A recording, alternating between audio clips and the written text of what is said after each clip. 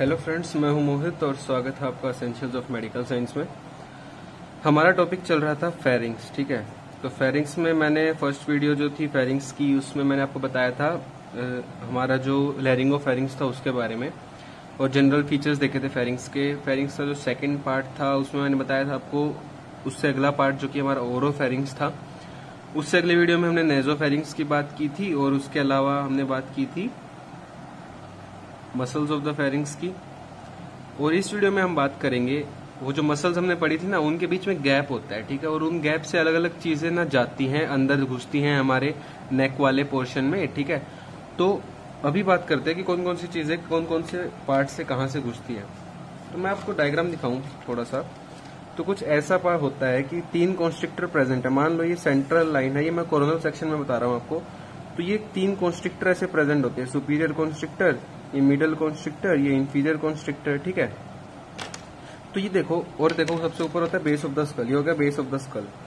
तो कुछ चीजें होती है जो इन दोनों के गैप से अंदर जाती हैं। ठीक है, कुछ चीजें यहाँ इस गैप से अंदर जाती है, कुछ इस गैप से अंदर जाती है। ये गैप मैंने थोड़ा सा कम बनाया है, बड़ा गैप होता है। तो ये सुपीरियर कॉन्स्ट्रिक्टर था, ये मिडल कॉन्स्ट्रिक्टर था और ये इंफीरियर कॉन्स्ट्रिक्टर था। इन तीनों के मतलब बेस ऑफ द स्कल और सुपीरियर कॉन्स्ट्रिक्टर के बीच में गैप होता है, सुपीरियर मिडल कॉन्स्ट्रिक्टर के बीच में गैप होता है, मिडल और इंफीरियर कॉन्स्ट्रिक्टर के बीच में गैप होता है। इसी तरह इंफीरियर कॉन्स्ट्रिक्टर और नीचे होता है हमारा ईसोफेगस, तो नीचे ईसोफेगस, इनके बीच में भी एक क्या होता है, गैप होता है। तो ये सारी क्या है, सुपीरियर कॉन्स्ट्रिक्टर, मिडल कॉन्स्ट्रिक्टर और इंफीरियर कॉन्स्ट्रिक्टर, ये मसल्स ऑफ द फेरिंग्स हैं। ठीक है, कौन सी मसल? सर्कुलर मसल्स थी, सर्कुलर लेयर में हमने पढ़ा था। तो ये सब मसल्स है, इनके बीच में गैप है, उन गैप से अलग अलग चीजें पास करती है। तो अब बात करते हैं कि कौन सी चीजें कहाँ से पास करेंगी। सबसे पहले मैं आपको बता दूं थोड़ा सा कि एक सेकंड में डायग्राम दिखाता हूं। इस वाले डायग्राम में देखो, ये 3 मसल हैं, ऊपर सुपीरियर कॉन्स्ट्रिक्टर, बीच में मिडल और नीचे इंफीरियर कॉन्स्ट्रिक्टर है। ठीक है, और उसके नीचे ईसोफेगस स्टार्ट हो जाता है। तो जो बेस ऑफ द स्कल है, ये ग्रे कलर में ऊपर जो है, ये बेस ऑफ द स्कल है, इसके ऊपर। ठीक है, स्कल है। तो बेस ऑफ द स्कल और सुपीरियर कॉन्स्ट्रिक्टर के बीच में ये बड़ा सा गैप जो था, इसे हम कहते हैं साइनस ऑफ मोरगैग्नी। तो ये बड़ा जो गैप है सुपीरियर कॉन्स्ट्रिक्टर और बेस ऑफ द स्कल के बीच में, इसे बोलते हैं साइनस ऑफ मोरगैग्नी। और इस गैप को फिल कौन करता है? Thick pharyngobasilar fascia. तो फेरिंगोबेसिलर फेशिया इस पोर्शन में आके थिक हो जाता है और इस गैप को फिल करता है। तो इस फेशिया को कई चीजें पियर्स करते हुए अंदर की तरफ जाती है। तो अब बात करें कौन कौन सी चीजें जाती हैं। तो देखो, मैंने आपको क्या बताया कि दोनों बेस ऑफ द स्कल और सुपीरियर कॉन्स्ट्रिक्टर के बीच में जो गैप है उसे हमने क्या बोला? Sinus of Morgagni. ठीक है, अब इसको क्लोज कौन कर रहा था? फेरिंगोबेसिलर फेशिया का एक पार्ट थिक होकर इसको क्लोज कर रहा था, लेकिन उसके अंदर से भी पियर्स करके कुछ चीजें पास करती है। तो कौन कौन सी चीजें पास करती हैं उसमें आता है, number 1 is the auditory tube और द यूस्टेकियन ट्यूब। एक ही बात है। लिवेटर वेलाय पैलेटनी मसल, ये पैलेट की मसल है, लिवेटर वेलाय पैलेटनी, ये वाली मसल यहाँ से अंदर जाती है। स्ट्रक्चर जो पास कर, मैं किसकी बात कर रहा हूँ? बेस ऑफ द स्कल और सुपीरियर कॉन्स्ट्रिक्टर के बीच में जो गैप है उसके अंदर से जो स्ट्रक्चर पास कर रहे हैं। तो कौन कौन से हैं? एक है ऑडिटरी ट्यूब, एक है लिवेटर वेलाय पैलेटनी मसल, एक है असेंडिंग पैलेटाइन आर्टरी और एक है palatine branch of the ascending pharyngeal artery. देखो, बोलने को तो बहुत कुछ हो गया, लेकिन इसको याद करने का भी एक तरीका होना चाहिए ना। तो इसको याद करने का तरीका क्या है? सबसे पहली बात, बेस ऑफ द स्कल और सुपीरियर कॉन्स्ट्रिक्टर का जो गैप है सबसे ऊपर होगा। देखो ना, ये जो गैप है, ये वाला base of the skull superior constrictor, सबसे ऊपर वाला गैप हो गया ना, सबसे ऊपर की तरफ है ये। तो ऊपर की तरफ कौन कौन सी चीजें होंगी, सोच के देखो। तो ऑडिटरी ट्यूब जो है या फिर यूस्टेकियन ट्यूब, एक ही बात है, वो यहाँ पे ओपन करती है। तो पहली चीज तो वो हो गई। उसके अलावा ऊपर की तरफ होता है पैलेट। तो ये जो बची हुई तीनों चीजें, तीनों में अगर आप ध्यान दोगे तो पैलेट वर्ड आएगा, पैलेटनी, पैलेटाइन, पैलेटाइन। तो levator veli palatini muscle, ascending palatine artery. Ascending क्यों? क्योंकि ऊपर है, तो ऊपर की तरफ यूं मान लो असेंड कर रहे हैं हम, ऊपर की तरफ जा रहे हैं, तो असेंडिंग पैलेटाइन। उसके बाद पैलेटाइन ब्रांच भी किसकी है? असेंडिंग, मतलब ऊपर है तो असेंडिंग, असेंडिंग फेरिंजियल आर्टरी। तो इस तरह से आप तरीका बना सकते हो याद करने का। तो यहाँ पे क्या होगा, एक तो ऑडिटरी ट्यूब याद रखना है, उसके अलावा तीनों चीजों में पैलेट वर्ड आएगा। तो पैलेटनी एक मसल होगा, लिवेटर वेलाय पैलेटनी, एक होगा पैलेटाइन आर्टरी, ठीक है, असेंडिंग पैलेटाइन आर्टरी, एक हो गई palatine branch of the ascending pharyngeal artery. ठीक है, तो ये 4 चीजें पास करती हैं इस गैप से, बेस ऑफ द स्कल और सुपीरियर कॉन्स्ट्रिक्टर के बीच में जो गैप था। अब दूसरे गैप की बात करेंगे, जो सुपीरियर कॉन्स्ट्रिक्टर और मिडल कॉन्स्ट्रिक्टर के बीच में भी एक गैप बनता है, वहां से क्या क्या चीजें जाएंगी। तो वहां से जाती हैं 2 चीजें। दो चीजें कौन कौन सी, एक होता है स्टाइलोफेरिंजियस मसल, तो एक हो गई मसल और एक हो गई नर्व। एक होती है स्टाइलोफेरिंजियस मसल और एक हो गई ग्लोसोफेरिंजियल नर्व। तो ग्लोसोफेरिंजियल नर्व कौन सी है, 9th क्रेनियल नर्व होती है ग्लोसोफेरिंजियल नर्व, और स्टाइलोफेरिंजियस मसल जो है ये लॉन्गिट्यूडनल मसल है किसकी, हमारे फेरिंग्स की। तो स्टाइलोफेरिंजियस तो लॉन्गिट्यूडनल मसल फेरिंग्स की होगी ना। उसके अलावा नेक्स्ट बात करें तो एक गैप बनता है मिडल कॉन्स्ट्रिक्टर और इंफीरियर कॉन्स्ट्रिक्टर के बीच में भी एक गैप बनता है, और उस गैप में से जो दो चीजें पास करेंगी। अब नीचे आते जाओगे ना तो नीचे लैरिंग्स वर्ड आएगा, क्योंकि नीचे की तरफ लैरिंग्स होता है ना गर्दन के अंदर। तो नीचे वाले जो दोनों ये हैं, थर्ड और फोर्थ, मतलब एक तो मिडल और इंफीरियर कॉन्स्ट्रिक्टर के बीच का गैप, और एक इंफीरियर और ईसोफेगस के बीच का गैप, इंफीरियर कॉन्स्ट्रिक्टर और ईसोफेगस के बीच का गैप। यहाँ दोनों में क्या आएगा, लैरिंग्स। देखो आगे की तरफ लैरिंग्स प्रेजेंट है ना, तो यहाँ पे लैरिंग्स वर्ड आएगा। तो जो गैप है मिडल और इंफीरियर कॉन्स्ट्रिक्टर का, इसमें से जाती है इंटरनल लैरिंजियल नर्व और सुपीरियर लैरिंजियल वेसल्स। ऊपर वाला पार्ट है तो यहाँ से जाएंगे सुपीरियर लैरिंजियल वेसल्स। लेकिन बात करें जो इंफीरियर कॉन्स्ट्रिक्टर और ईसोफेगस वाला जो गैप है, वहां से क्या जाएगी, लैरिंजियल वेसल्स से जाएंगी, लेकिन इंफीरियर वाली। तो ये सुपीरियर है क्योंकि ऊपर वाला गैप है, ये इंफीरियर क्योंकि नीचे वाला गैप है। ऊपर इंटरनल लैरिंजियल नर्व, नीचे रिकरेंट लैरिंजियल नर्व। तो एक बात ध्यान दोगे तो जो ये थर्ड और फोर्थ था, इन दोनों में क्या है, लैरिंग्स वर्ड आ रहा है। फर्स्ट वाले में क्या आ रहा था, पैलेट वर्ड आ रहा था, और लास्ट वाले में क्या आ रहा है, लैरिंग्स वर्ड आ रहा है। तो इंटरनल लैरिंजियल नर्व और सुपीरियर लैरिंजियल वेसल्स, इनकी एक और खास बात है कि ये जो है पियर्स करते हैं थायरोहाइड मेम्ब्रेन को। जब आप लैरिंग्स, मैंने पढ़ा चुका हूँ लैरिंग्स को, अगर आपने नहीं पढ़ा हो तो जब भी पढ़ोगे तो वहां पे आप ये चीज देखोगे कि थायरोहाइड मेम्ब्रेन होती है, उस चीज को भी, थायरोहाइड मेम्ब्रेन को भी ये दोनों चीज ही पियर्स करती है। तो इस चीज को आप याद रख लो कि थायरोहाइड मेम्ब्रेन और ये थर्ड वाला जो है ये सिमिलर रहेगा दोनों में, ठीक है, और ये अलग हो गया थोड़ा। तो ये मैंने बात करी यहाँ पे कौन कौन से स्ट्रक्चर्स पास करते हैं। अब एक और चीज है, ये तो देखो फेरेंजियल मसल्स के बीच में गैप पड़ रहे हैं, अलग अलग गैप होते हैं। अब एक गैप होता है किलियंस डेहिसेंस, जो मैंने पिछली वीडियो में बता दिया था, ठीक है, और बाकी उसका जो क्लिनिकल है वो बाद में कवर करेंगे, ठीक है। अभी चलते हैं नर्व सप्लाई ऑफ फेरिंग्स। तो नर्व सप्लाई में कुछ अलग नहीं है, वर्ड आ रहा है फेरिंग्स, तो कौन सप्लाई करेगा, फेरिंजियल प्लेक्सस ऑफ नर्व। कोई बड़ी बात नहीं है, कई जगह पढ़ा होगा। प्रोस्टेट में प्रोस्टेटिक प्लेक्सस आ गया था, अलग अलग जगह उसी नाम के प्लेक्सस आ जाते हैं। तो फेरिंग्स में pharyngeal plexus of nerve supply करता है। प्लेक्सस क्या है, नर्व्स का एक कॉम्बिनेशन, गुच्छा है नर्व्स का, ठीक है, एक तरह से।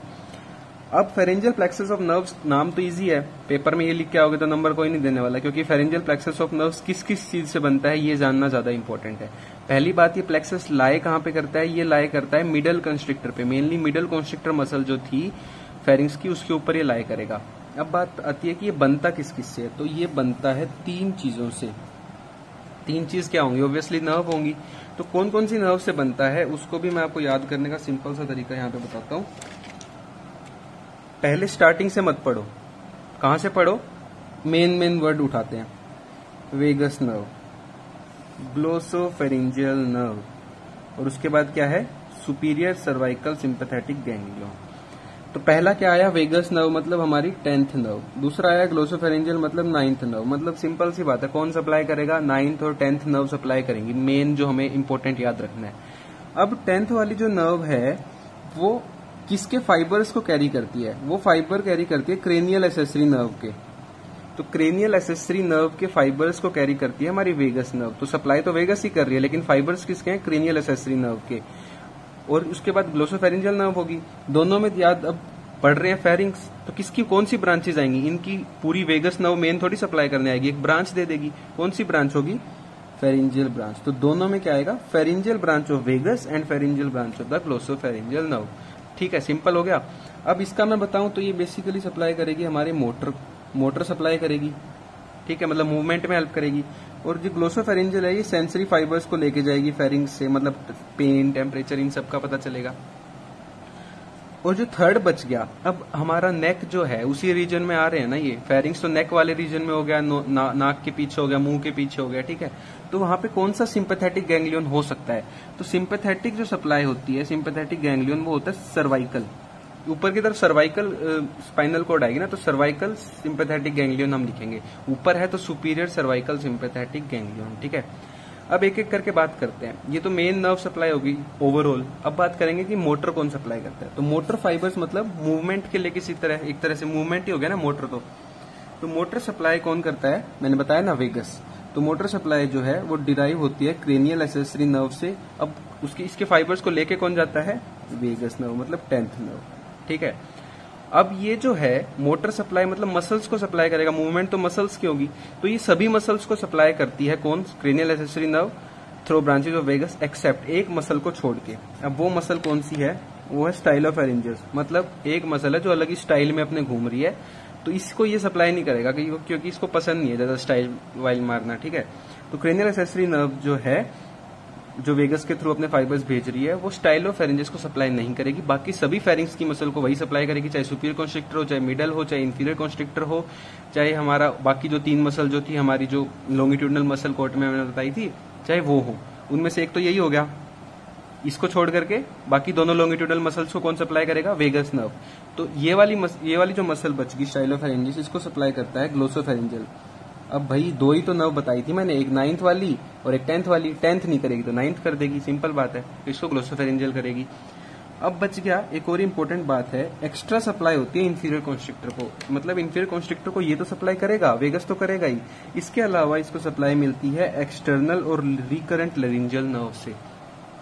अब आप सोचो एक्सटर्नल और रिकरेंट लेरिंजियल नर्व, एक सेकेंड, ये देखो ये रिकरेंट लेरिंजियल नर्व थी, ये एक्सटर्नल वाली नहीं है, सॉरी, ये रिकरेंट लेरिंजियल नर्व थी और एक मैंने बताया एक्सटर्नल लेरिंजियल नर्व।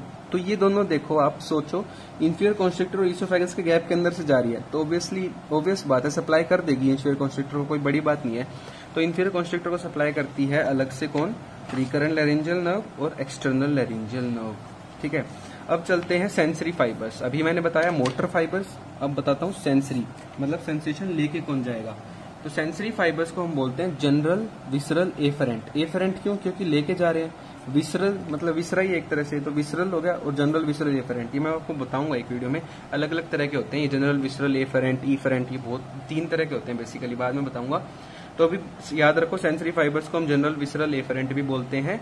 अब सेंसरी फाइबर्स मेनली कौन लेके जाता है, मेनली तो ग्लोसोफेरेंजियल, बताया था ना पहले, अभी थोड़ी देर पहले, तो मेनली तो 9th नर्व लेके जाएगी, लेकिन वेगस नर्व खाली थोड़ी बैठेगी, वो बोलती थोड़ा बहुत मैं भी ले जाऊंगी, जैसे तूने मेरी एक मसल को सप्लाई कर दिया था, याद है ना, स्टाइलोफेरेंजियस मसल को, यहाँ पे यही तो हुआ था, मोटर सप्लाई वेगस को करनी थी, लेकिन स्टाइलोफेरेंजियस को ग्लोसोफेरेंजियल ने भी कर दी थी।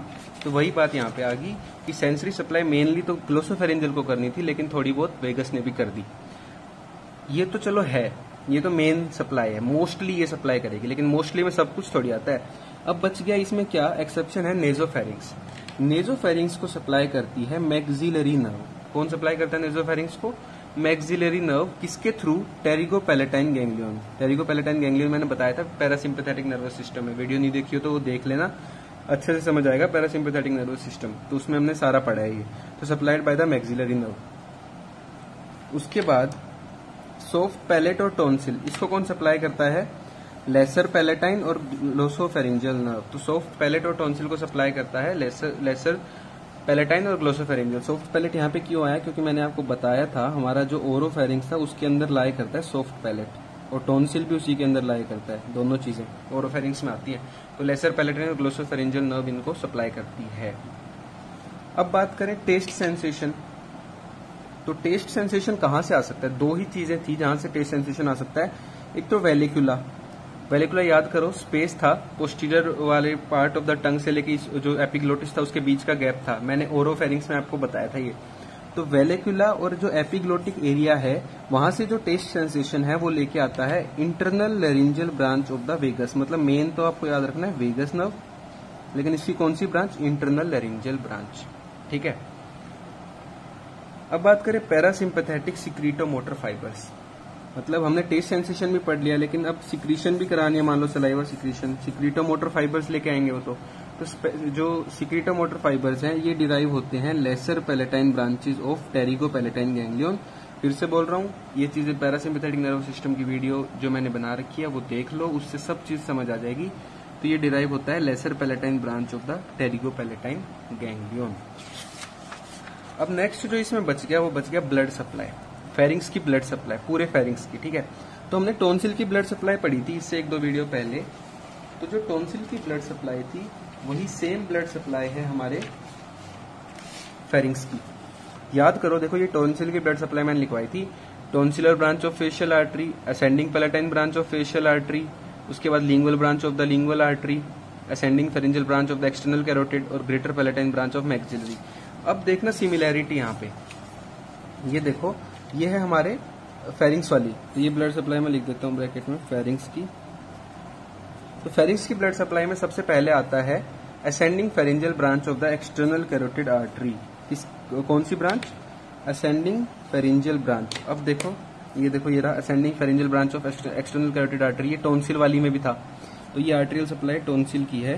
तो टॉन्सिल के आर्टेरियल सप्लाई में भी हमने पढ़ा था ascending pharyngeal branch of external carotid, तो सेम हो गया। सेकंड है फेरिंग्स में ascending palatine and tonsillar branches of the facial artery. तो ये देखो tonsillar branch of facial artery और ये हो गया ascending palatine branch of facial, तो ये दोनों भी आ गई। यहाँ पे भी ascending palatine and tonsillar branches. उसके बाद है dorsal lingual branches of lingual artery. ये देखो ये रहा ये वाला dorsal lingual branches of the lingual artery, तो ये भी आ गया सेम टू सेम, कुछ अलग याद नहीं करना, वही सब याद रखना है। अब एक जो एक्स्ट्रा चीज इसमें आएगी, यहाँ पे था टॉन्सिल में कि greater palatine branch of maxillary, यहाँ पे ग्रेटर पैलेटाइन तो आएगा ही आएगा, उसके साथ आएगा फेरिंजियल और टेरिगोइड ब्रांच। तो फेरिंजियल और टेरिगोइड ये डिफरेंस है बस हमारे टॉन्सिल की सप्लाई से, कि यहाँ पे फेरिंजियल और टेरिगोइड एक्स्ट्रा आता है। किसकी ब्रांचेस है ये दोनों भी? मैक्सिलरी आर्टरी की। और लास्ट में लिम्फेटिक ड्रेनेज बताऊं तो लिम्फेटिक ड्रेनेज है, ये ड्रेन करते हैं रेट्रोफेरेंजियल और डीप सर्वाइकल लिम्फ नोड्स में, ये तो आपको याद ही करना पड़ेगा। तो मैंने आपको बताया कौन कौन से स्ट्रक्चर पास करते हैं अलग अलग गैप्स से मसल्स के बीच में, फेरेंजियल मसल्स के बीच में। उसके अलावा नर्व सप्लाई की बात की, ब्लड सप्लाई की बात की, लिम्फेटिक ड्रेनेज की बात की। अगर आपको वीडियो अच्छी लगे तो प्लीज लाइक कर देना, ज्यादा से ज्यादा शेयर कर देना और इस चैनल को सब्सक्राइब कर देना। Thank you.